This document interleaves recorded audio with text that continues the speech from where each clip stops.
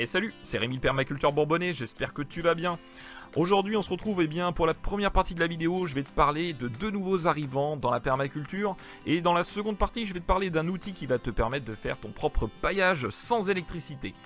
Alors tout d'abord, voici ici deux canards coureurs indiens, donc c'est un couple. Il y a à gauche la femelle en blanc et le canard sur la droite.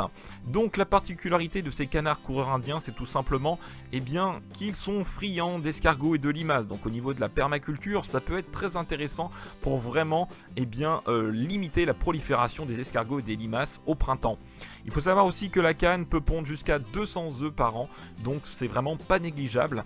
En même temps, grâce à leur fiente, ça va vous faire un apport en plus donc pour votre permaculture.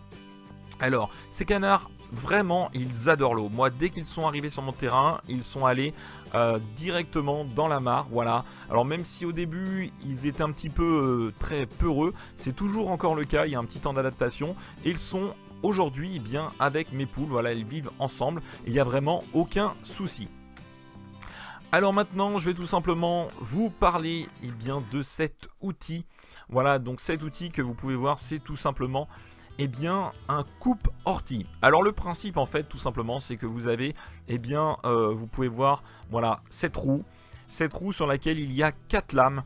Alors, je vais vous montrer un petit peu plus en détail. Vous allez venir tout simplement dans cette machine, mettre voilà des orties principalement, tout ce qui est du bois, on va dire très peu ligneux. Voilà, hein, c'est important. Alors après, vous avez un modèle au-dessus qui s'appelle tout simplement un coupe-paille, qui est beaucoup plus gros et qui vous permet de pouvoir faire du BRF ou des choses comme ça. Là, c'est vraiment pour des végétaux où il y a très peu de lignées à l'intérieur. Alors, ça fonctionne quand même, mais voilà, ça sera un peu plus dur si vous mettez des bois, bien entendu, plus ligneux. Alors par contre, je vais vous montrer un petit peu. Donc voilà, vous avez préparé auparavant, tout simplement, là vous pouvez voir les roues crantées. Donc là on peut voir les deux rouleaux, voilà. Donc on va venir mettre les végétaux ici. Ils vont être tout simplement poussés par cette roue crantée au niveau des lames. Et ensuite les 4 lames vont venir tout simplement découper des petits morceaux de bois. Et vous mettez bien entendu un seau pour récolter tout ça. Et ça va vous permettre de pouvoir faire votre propre paillage. Donc ça c'est quand même intéressant. Si comme moi, vous voyez, vous avez certains végétaux qui à la fin de l'hiver sont tout simplement secs, donc des vivaces, etc. Vous n'hésitez pas à les récupérer et puis à tout simplement les transformer en paillage. Donc là vous voyez, ça fonctionne très bien. On peut voir la vis sans fin, voilà, qui permet l'entraînement des rouleaux.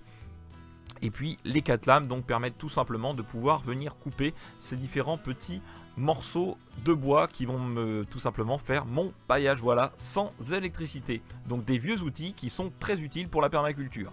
Vous en avez peut-être rêvé, et bien moi je l'ai fait. J'ai créé tout simplement un mini ruisseau dans ma permaculture qui va se jeter dans ma mare. Tout simplement pour le côté esthétisme, le bruit très sympathique et aussi pour abreuver mes volailles pendant la période estivale. L'avantage de ce petit ruisseau, c'est qu'il est alimenté par un panneau solaire, voilà, une petite pompe, un système de château d'eau. J'aurai l'occasion de vous détailler tout ça dans une prochaine vidéo.